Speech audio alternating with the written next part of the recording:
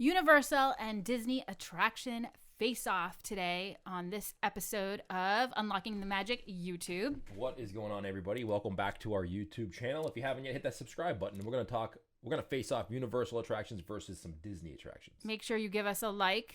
Yes. If you don't like it, just scroll on. Keep on scrolling. Yeah, like us. Leave a comment below. I want you guys to play along. So we do these YouTube videos, especially the in or outs, would you rathers, now these face-offs. Play along with us. Give us yours in the comments below. We really want to see which one you guys prefer as well. All right, first one for Universal and Disney attraction face-off. We're going to race through New York starring Jimmy Fallon versus Star Tours. The adventure continues inside Disney's Hollywood Studios. Ready, set, go. I have to say, when we first went on Jimmy Fallon, I wasn't super excited to go on it. But then when you get on the attraction, it's actually a pretty fun attraction. You go in with low expectations. Not that there's anything wrong with Jimmy Fallon, but it's not a cup of tea for everybody, right? He's not the most exciting person in the world. He's funny. He's a comedian. He does a late night talk show. But when you think of attractions, you don't think of Jimmy Fallon. Exactly. But we had a really good time on this one because it was thrilling and it was something more than just a show that we thought was going to be. It was more of an attraction versus a show. I thought we were going to go in, sit down, and just watch something. Jimmy Fallon. Yes. And he was going to do like a stand-up comedian gig. But it was a lot. It was very fun. And it was way better than I thought it was going to be. All right. Star Tours, Disney must-do. This attraction is iconic. It's a must-do every time we visit Hollywood Studios. It changes every time we go on. So that makes it really fun. You board your Star Speeder and you have a good time.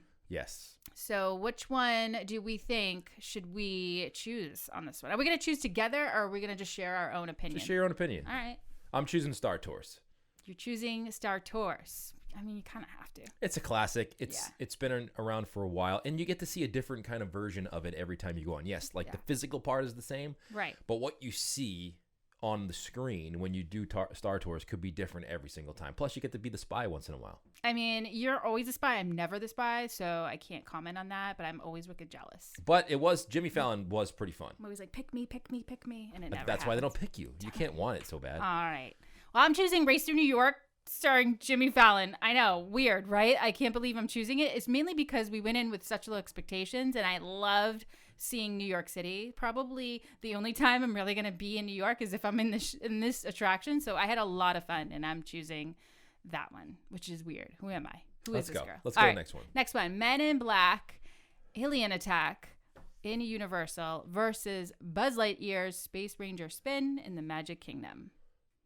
Both of these go head to head. They're both going on these invading aliens, similar game strategy. So what do you think? I like the Men in Black one too. I feel like the Men in Black one, the queue is much better than the Buzz Lightyear one. It's much more better? Much more better. Either whether you go in Disneyland or Disney World, Buzz Lightyear, the queue is kind of okay. Do you think kids nowadays know the movie Men in Black? No. Do we need to introduce kids? Well, they just came up with a new one, so I think they're a little bit familiar. I don't know if they're as familiar with the Will Smith version. Yeah. Which is the better one. It seemed weird that Thor played Men in Black. Yeah, he didn't do he was okay. He's a good actor, but Will Smith when you think of Men in Black, you think of Will Smith. Yeah, I mean, yeah. That being said, the queue is much better. I think Buzz Lightyear queue is okay, but Men in Black queue, you walk in, it's like, holy smokes, this is a huge facility in here, and this is legit. Are you seriously going to choose the attraction based on queue? I mean, that's part of it, isn't it? You spend the majority of the time you go on an attraction, you spend in the queue if you don't have a fast pass. I guess now that you say it, I am surprised. Okay. So that has definitely to do with it. And the attraction is pretty good, so I'm choosing Men in Black. Wait, you're not choosing Buzz Lightyear? You are like undefeated on that in our family. I've been there, done that. Okay. I'm choosing Men in Black. Well, I'm going to choose Men in Black too. Shocker. Only because I had so much fun. It's a lot more thrilling, I thought, than I expected, and it's really huge inside. When you go into this attraction, it takes kind of your breath away because it's just massive, right? And I mean, how cool is I wanted to put on that black suit when I was a kid. It's pretty epic. Yeah. So I had to choose Men in Black. I know we're killing Disney here, but Hey, listen, I chose Star Tours. That is true. So I'm with you, Disney. I'm just feeling the guilt. All right, next one. E.T. Adventure versus Peter Pan's Flight, also in the Magic Kingdom. E.T.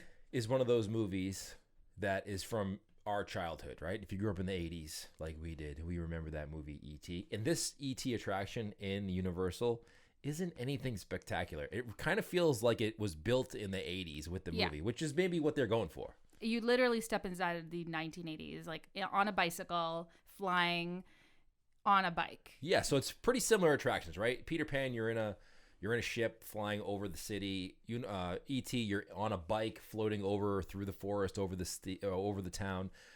But I do have to say, E.T. attraction is pretty nostalgic and pretty cool. And you're on a bike, first of all. You're on a flying bike, which I guess is really cool. But at the same time, are we? Again, do kids know what E.T. is? They do now. Oh, okay. Well, listen, here's what you got to do as parents. You got to bring back those movies. A lot of these movies are getting recreated. The movies from our childhood are getting recreated now with an updated version. You got to go back and watch the classic with your kids. You really do. Okay, and you're head to head here with E.T. versus Peter Pan. You're right. It's both like a flying attraction, right?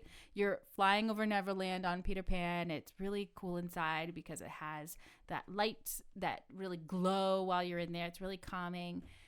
I like it. I don't know if you like it. I think you don't like Peter Pan's flight because of the wait time. Here's the deal. Neither one of these queues are very desirable. E.T. or Peter Pan. E.T. is really cool. You're inside the forest when you're waiting. Yeah, but you wait outside first, then you go into the forest. All right. So it's like neither one of them is not like the Men in Black queue. True. So they're both okay there. Peter Pan's flight, though, it's always a 120-minute wait, and I'm always fascinated by people who will wait 120 minutes for Peter Pan. Who are you? Just kind of standing around. Who are you people? I don't even know who you are anymore. We need to know. I think that Peter Pan's flight, the experience goes up 1,000 points when you don't have to wait in the line. Like if you get a fast pass for Peter Pan, you come out really happy and satisfied. 25 minutes or less for Peter Pan, I'm in. That said, it is a Disney classic, so it's something that we always fit in, or at least I sneak it in on our planning. So I always want to visit. So I'm going to choose Peter Pan on this one. I'm choosing E.T. Okay. Just because I always pick on Peter Pan and say I'm out all the time, so I can't choose it now. All right. Next is not an attraction, but an overall land. We are going to face off this one. It's going to be controversial here. We are going to compare the best of Universal versus the best of Walt Disney World from the Wizarding World of Harry Potter, Diagon Alley, to Star Wars Galaxy's Edge. So she's basically saying Star Wars land versus Harry Potter land. Basically, that's what I'm saying. I should have just come out and said that from the beginning so Bruce would pay attention. I understand what you're saying. And understand what I'm saying. But here are two epic lands in both parks, and I think they must go head to head because were both highly anticipated additions to both parks. Not for me. So the Wizarding World of Harry Potter, Diagon Alley, Harry Potter land or world, whatever Bruce says, is in Universal Studios. Star Wars Galaxy's Edge is in Disney's Hollywood Studios. One was really important for me to visit. Galaxy's Edge I was really looking forward to. We're huge Star Wars nerds, and we love Star Wars, as you can see behind me. I have the but yeah, the Death Star there. That being said, I walked into Harry Potter World, land, whatever, and it blew me away. Yeah. You walk through these doors into the land in Harry Potter World, and you are transplanted to old style London. I almost caught you trying to buy a robe for yourself. No, I didn't go that far. It was a wand. It wasn't a robe. Don't exaggerate. Okay. But I have to say, Universal did a fantastic job of immersing you in that Harry Potter experience. Yeah. Disney did a great job of Galaxy's Edge. Don't get me wrong, Galaxy's Edge is amazing, but if you have to put the lands together, I think Universal did a better job with Harry Potter World than Disney did with Galaxy's Edge. Are you basically saying because you're saying Universal's Wizarding World of Harry Potter Diagon Alley? Say that 100 times. You don't. You say Harry Potter Land. Harry Potter Land can turn even a non-Harry Potter fan into, and not so much you're into Harry Potter now, but that you can have a great experience versus Star Wars Galaxy's Edge. You really got to love Star Wars. I think you nailed it right there. I think when I walked into Harry Potter Land, I didn't read the books. I barely watched the movies, but I still walked in and I was like, this is a fascinating place. They did a tremendous job. The attractions are cool, even though I don't know what's going on in them. The land is cool. When I walk into Galaxy's Edge, even as a huge Star Wars fan, I'm like, this is cool, but like, I don't feel like there's enough to do in there. Well, there is, but I think you said it correctly where I got it right, is that once again. I'm just kidding. But that you said that it's Harry Potter Land, you don't have to necessarily be a fan to enjoy yourself. Whereas Yes. Star Wars Galaxy's Edge, I feel like you need to at least know some of the movies to really experience the land in full. It definitely helps for sure. Because then I feel like it opens the door to having more things to do. Right. Versus Wizarding World of Harry Potter Diagon Alley. Harry Potter Land, a.k.a. It's kind of cool to be in the old streets of London and the cobblestones, and it's really quaint and cute. That being said, it's tight, and I'm surprised that you had a good time, mainly because it was pretty crowded. I didn't say I had a good time. I said it was fascinating. Okay, I'm glad we clarified. But I did have a good time. All right. But there was points where it was pretty crowded because it is small in there. Are we so both be prepared. choosing Harry Potter World? I think we are. Wow, I'm shocked.